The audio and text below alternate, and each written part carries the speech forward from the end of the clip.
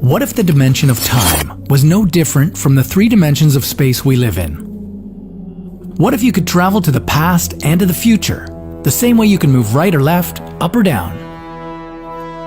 Would you be able to change the past? And if you did, would it create a time paradox? What kind of time machine would you need to build anyway?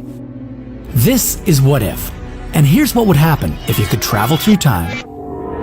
How many times have you wished you could jump in a time machine and skip that boring meeting? Or choose a better comeback in that argument last week? Time travel sounds like some wild fantasy that only happens in sci-fi movies, but we're actually traveling in time every day. Albert Einstein found that time is not a constant, but is continually moving forward, and we're moving forward with it. According to Einstein, time is the fourth dimension. Together with three-dimensional space, it's fused into a single four-dimensional continuum, space-time. If you think of traveling in space, moving upwards is a bit of a challenge, unless we get on a plane, or at least take the stairs. So maybe we just haven't come up with a proper machine to travel in time yet. Theoretically, building a time machine is possible, but it wouldn't look like this, or like this. Rather, more like this.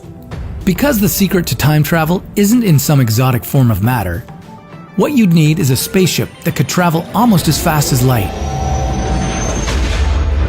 Einstein's theory of relativity taught us that the faster we move through space, the slower we move in time.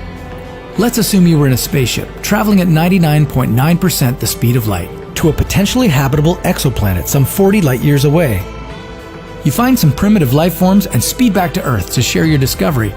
But when you finally make it back to Earth, you discover that all your colleagues are now very, very old. From your perspective, you'd only been gone for about 2 years. For people on Earth, you'd been gone for 80. This phenomenon is known as time dilation. It's not likely to happen to you though, because traveling at the speed of light isn't quite possible with the technology we have now. The fastest piloted vehicle we've ever created, Apollo 10, reached a speed of 11,000 meters per second.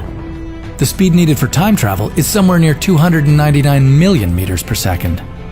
On top of that, accelerating at that speed would cause an enormous centrifugal force, a force that would rip you apart before you came anywhere close to light speed. But hey, we still have wormholes.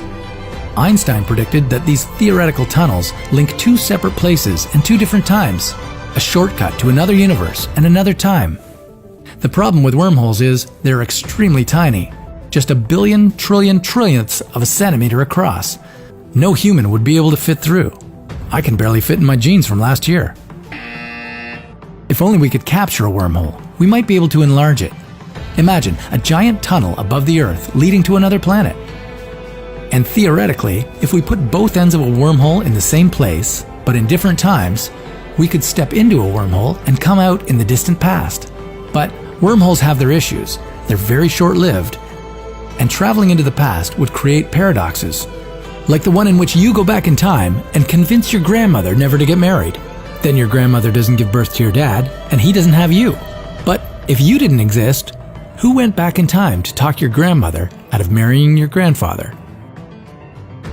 Time is linear. It only goes forward. For that reason, we can only travel into the future, not to the past. In fact, astronauts that spent about a year on the International Space Station are now living in the future compared to us. Even though it's just 13 milliseconds in the future, they're proof that traveling in time is possible. And maybe wormholes could open up a whole different world, where the laws of physics work in different ways and traveling to the past is possible.